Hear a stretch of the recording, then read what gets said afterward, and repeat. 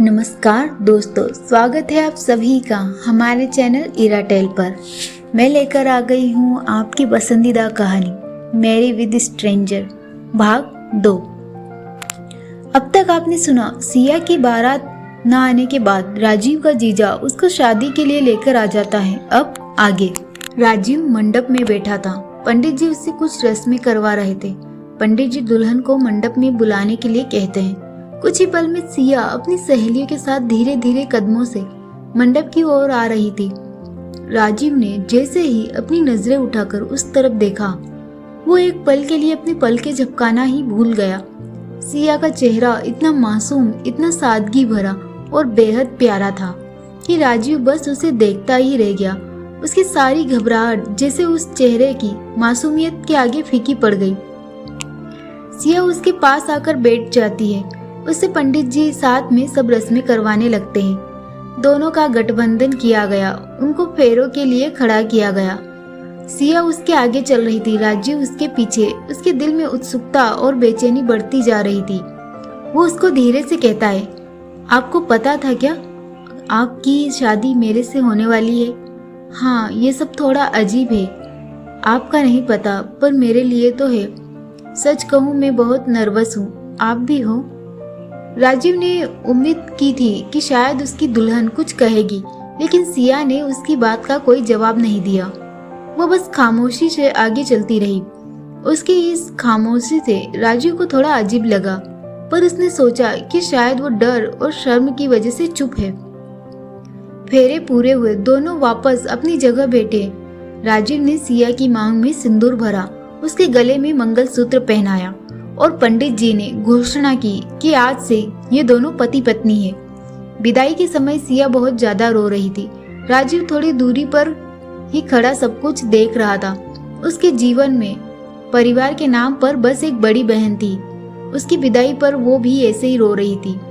राजीव के दिल में सिया के लिए एक अजीब सी हमदर्दी जाग रही थी। सिया के घर वाले उसको अच्छे से सब कुछ समझा रहे थे। राजीव के साथ अच्छे से रहना, किसी बात को बुरा नहीं मानना। पहले सब नया नया लगता है, एडजस्ट करना पड़ता है। थोड़ी देर में राजीव और सिया विशाल की कार में बैठे। विशाल कार चला रहा था। वो फ्रंट मिरर से सिया को देख रहा था, जो कि अभी भी रो रही थी। वो नहीं चाहती थी उसकी वजह से और लोग परेशान हो, इसलिए वो अपने दुपट्टे से बार बार आंसू पोंछ रही थी, पर उसका रोना रुक ही नहीं रहा था। विशाल राजीव से कहता है, राजीव, तुम्हारे पास एक पानी की बोतल होगी, वो सिया को दे दो। राजीव अपने आसपास देखकर कहता है, कौन सिया? विशाल उसको कहता है, तेरी बीवी जो तेरे बगल में बैठी है, उसका नाम सिया है। राजीव एक नजर सिया को देखता है। उसका नाम सुनकर उसके चेहरे पर स्माइल आ जाती है। जितना सुंदर चेहरा उतना ही अच्छा नाम। वो उसको पानी देता है। सिया पानी पी लेती है। गाड़ी अपनी रफ्तार से आगे बढ़ रही थी और इसी के साथ दोनों की जिंदगी का ये नया और अनजाना सफर शुरू हो चुका था। कुछ ही देर में विशाल की कार राजीव के छोटे से घर के आगे रुकती है। वहाँ राजीव की बड़ी बहन ज्योति पहले से ही उनके स्वागत के लिए खड़ी थी। वो तो अपने भाई की शादी के लिए बहुत ज्यादा खुश थी। वो विधि विधान से उनका स्वागत करती है। विशाल टाइम देखता है, रात के 1:12 बज गए थे। वो ज्योति को कहता है, सिया को राजीव के रूम में लेकर जाओ, ये थक गई होगी। ज्योति सिया को लेकर चली जाती है। अब हॉल में बस राजीव और विशाल ही बचे थे। दोनों सोफा पर थे। विशाल ने लगभग तो सब कुछ पहले से ही बता दिया था राजीव को कि कैसे उसका दूल्हा नहीं आया, इसलिए वो उसकी शादी उससे करवा रहा है। विशाल को पता था उसका साला जितना ज्यादा भोला सा है, वैसे तो वो समझदार है, पर उसको शादी का महत्व बताना जरूरी है। उसके घर में वो ही सबसे बड़ा है, तो उसको ही बताना पड़ेगा। वो राजीव को कुछ भी कहता उससे पहले ही ज्योति वहां आकर उसको कहती है, आप दोनों जीजा साले में अकल है कि नहीं? नई दुल्हन को ऐसे ही लेकर आ गए, वो बेचारी भूखी होगी। शादी में उसने क्या खाया होगा? घर में इतनी सारी रात को क्या होगा? भाभी अब पूरी रात भूखी थोड़ी ना रहेगी। पहले पता होता तो मैं कुछ बना के ले आती। राजीव उसको कहता है, उसको भूख लग रही है क्या? पहले कहती अगर वो तो रास्ते में कुछ खा लेते हम।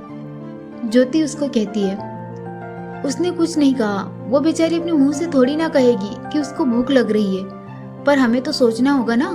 तो एक काम कर, उसके पास जा, मैं भाभी के लिए कुछ बनाकर लाती हूँ। शादी की थकान है, कुछ खा लेगी तो अच्छा होगा। और वैसे भी नए जोड़े को सबसे पहले कुछ मीठा खिलाते हैं, वो रस्म भी हो जाएगी। वो अपने पति को कहती है, और आप यहाँ सोफे पर आराम से क्या बैठे हैं? वो उसका हाथ खींचकर अपने साथ ले जाते हुए उसको कहती है, अब उठिए और मेरे साथ रसोई में चलिए, कुछ बनाने में मदद कीजिए मेरी, जल्दी करिए। ज्योति विशाल को अपने साथ खींचकर रसोई में ले जाती है। अब वहाँ बस राजीव ही था। उसने एक गहरी सांस ली। उसने अपनी शर्ट की आस्तीन को थोड़ा ऊपर चढ़ाया, अपनी घबराहट को काबू में किया और धीरे धीरे कदमों से अपने कमरे की तरफ बढ़ा। कमरे का दरवाजा थोड़ा सा खुला हुआ था।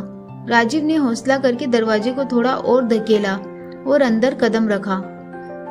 कमरे के बेड पर सिया बैठी थी। उसका घूंघट थोड़ा पीछे खिसका चुका था। वो अपने हाथों की उंगलियों को आपस में बींच रही थी और उसकी आंखें जमीन पर टिकी थी। कमरे में आहट होने से उसकी घबराहट और हो गई।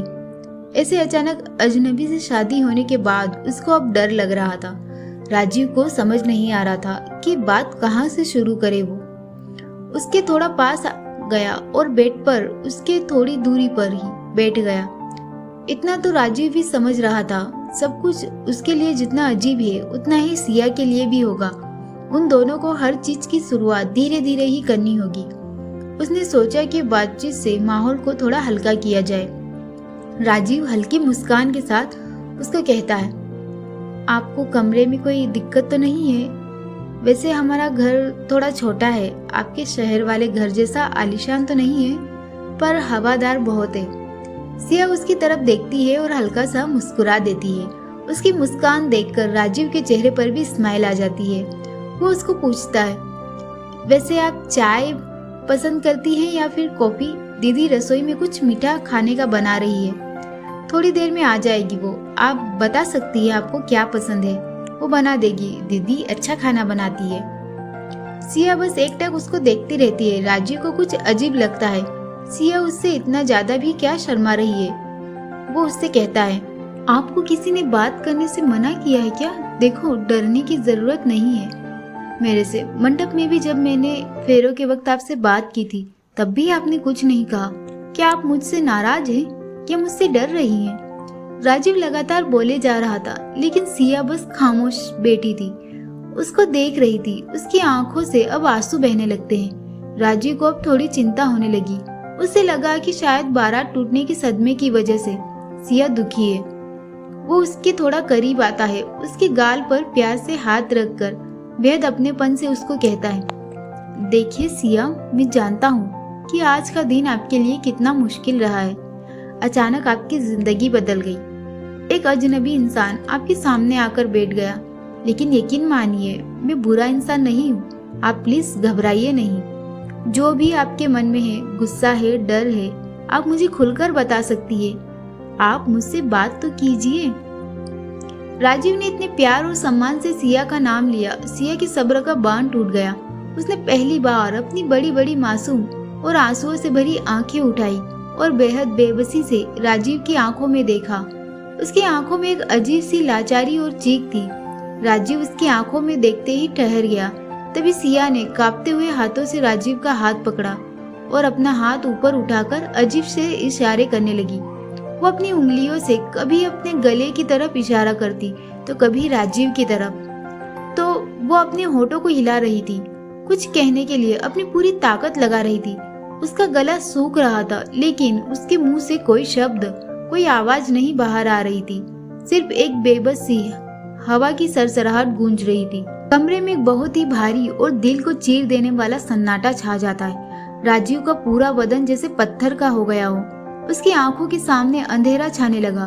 उसने गौर से सिया के हिलते हुए होठों और उसके इशारे को देखा और इसी एक पल में राजीव को उस सबसे बड़े सच का एहसास हुआ जो अब तक उससे छिपा हुआ था। उसकी पत्नी, उसकी जीवन संगिनी सिया बोल नहीं सकती थी। क्या करेगा अब राजीव? क्या सिया का सच जानने के बाद भी वो उसको अपनाएगा? जानने के लिए सुनते रहिए मैरी विद स्ट्रेंजर, सिर्फ इराटेल पर। आपको कहानी कैसी लगी दोस्तों, कमेंट बॉक्स में जरूर बताएं। और अगर आपको कहानी पसंद आती है तो हमारे चैनल को सब्सक्राइब करें और कहानी को लाइक शेयर भी जरूर करें। इसी के साथ अगर आप हॉरर कहानी सुनना पसंद करते हैं तो सुनिए हमारी कहानी कामिनी एक डायन, सिर्फ और सिर्फ इराटेल पर। अगर आप सभी हमसे डायरेक्ट जुड़ना चाहते हैं तो हमारे इंस्टाग्राम चैनल पर जरूर फॉलो करें, जिसकी लिंक आपको डिस्क्रिप्शन में मिल जाएगी। इसी के साथ मुझे दीजिए अलविदा, मिलते हैं अगले भाग में।